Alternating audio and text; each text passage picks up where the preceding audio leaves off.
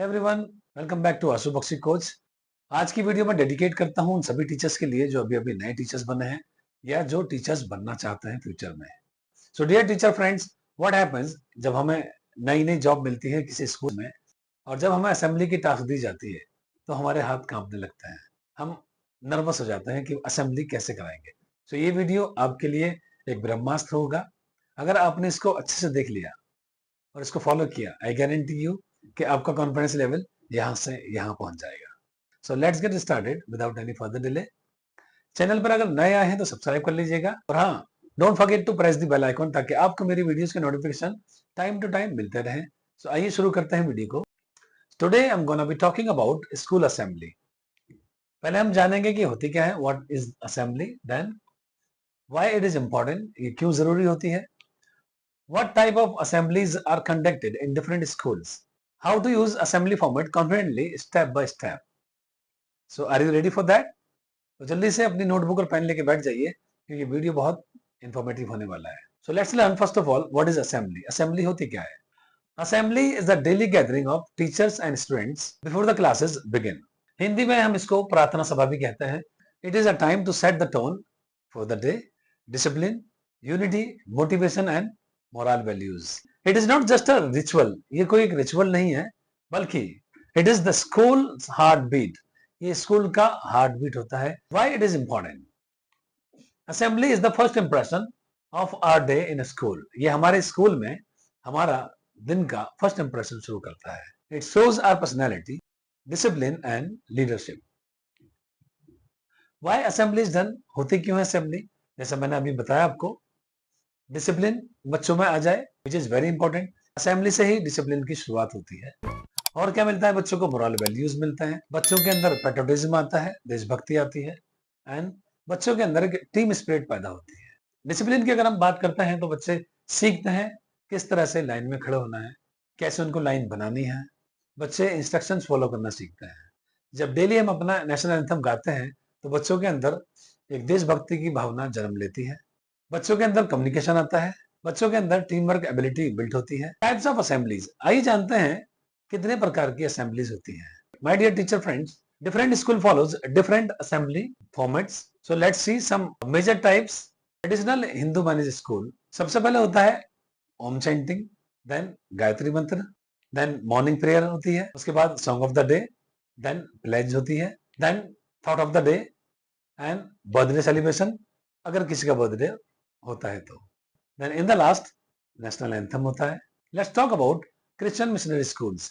सबसे पहले वहां पर बाइबल रीडिंग होती है या फिर क्रिश्चियन हाइम या स्कूल प्रेयर होती है। Then thought of the day, कोई इंपॉर्टेंट अनाउंसमेंट है तो वो होता है। उसके बाद लास्ट में नेशनल एंथम होता है। Let's talk about CBSE mix culture schools. सबसे पहले वहां पर मॉर्निंग प्रेयर होती है, न्यूट्रल होती है या कोई पैट्रियोटिक होती है।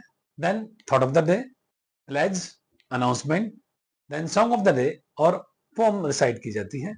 Then in the last national anthem होता है। How to conduct a perfect school assembly in English.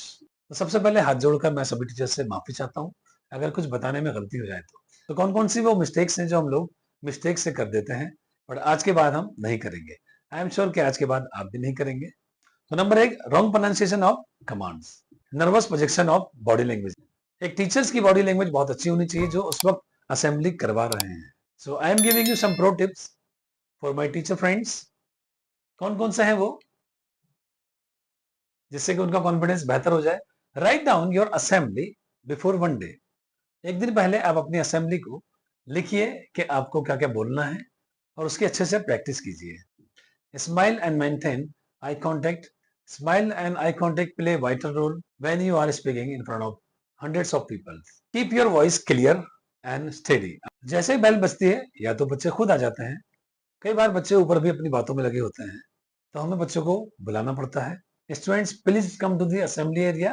Be in a line, or you can say be in a queue, or you can say be in a line according to your height. तो जैसे ही बच्चे assembly area में आ जाते हैं, line लगाकर खड़े हो जाते हैं, टीचर्स उनको विश करता है, ग्रीट करता है, good morning all of you, और you can say good morning everyone, और you can say good morning one and all, और you can say good morning everybody.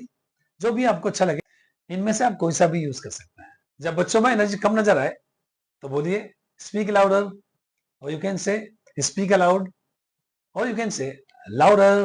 Then यहाँ से हमारी असेंबली की शुरुआत होती है। हम लोग बोलते हैं स्टैंड एट ईज। मैंने बहुत सारे टीचर्स, ये वो वर्ड है जो मैंने आपको बोल रहा था, मैंने टीचर से पूछा, इवन बच्चे भी ये मिसप्रोनाउंस करते हैं, उनको भी अभी तक सिखाया नहीं गया है। तो I request all the teachers, ये बताएं बच्चों को कि इसका सही प्रोनाउंसिएशन क्या होता है। कई बार टीचर्स को पता होता है, उन्हें ऐसा लगता है कि शायद बच्चों को ये प्रोनाउंसिएशन आता है, लेकिन नहीं आता है। मैंने खुद कई टीचर्स से और बच्चों से भी पूछा है कि इसका प्रोनाउंसिएशन क्या होता है। वो रॉन्ग प्रोनाउंसिएशन ही यूज करते हैं, बोलते हैं स्टैनिटी। इट्स नॉट स्टैनिटी, it's stand at ease. Stand at ease. जब हम तेज बोलते हैं तो बोलते हैं stand at ease, attention. Put your finger in your ears and start Om chanting. Then we start Om chanting. Then again we say stand at ease, attention, join your hands, close your eyes and start the Gayatri Mantra. Then prayer होती है। यहाँ पर भी कुछ बच्चे mispronounce करते हैं, तो हम टीचर्स की जिम्मेदारी है कि हम उनको सही बताएं। God gave me the courage to do what is right, courage to speak, courage to fight, for honesty, goodness, justice and truth. एक एक वर्ड बच्चों को बताना है आपको। ये courage to choose the good in my youth। बच्चे पता नहीं इसको क्या बोलते हैं, मैं तो समझ ही नहीं पाता हूँ। मैं उनसे पूछता हूँ तो कुछ भी उल्टा सुल्टा बोल देते हैं। Then again we say stand at ease, attention, stand at ease, attention. Then we start pledge, जिसकी मीनिंग होती है प्रतिज्ञा। क्या बोलते हैं बच्चे, इतना तो सबको आता है। यहां पर गलती करते हैं वो, I love my country and I am proud of its rich and varied heritage. यहां पर ये आपको बहुत अच्छे से उनसे बुलवाना है। I shall always strive to be worthy of it. I shall respect my parents, teachers, and all elders and treat everyone with courtesy to my country and my people, and I pledge my devotion. In their well-being and prosperity lies my happiness. Then thought of the day. बच्चे आते हैं thought of the day के लिए। कोशिश करें वो अच्छे से बोलें, क्लियरली बोलें, और हिंदी में भी अगर मीनिंग बता दें ताकि बेटर अंडरस्टैंडिंग हो जाए जिनकी समझ में नहीं आया है। देन नेशनल एंथम होता है। आफ्टर दैट सभी बच्चों को फिर से हम लोग बोलते हैं, बेटा फॉर्म अ लाइन और form a queue and go back to your respective classrooms. So that's it, इतना ही होता है। So that's it from my side. If you found this video useful, kindly like करें, शेयर करें उन सभी teacher friends को जो अभी अभी टीचर्स बने हैं या बनना चाहते हैं। चैनल पर नए हैं तो सब्सक्राइब कर दीजिए, और हाँ, प्रेस द बेल आइकॉन ताकि आपको मेरी वीडियोस के नोटिफिकेशन टाइम टू टाइम मिलते रहे। Thanks for watching.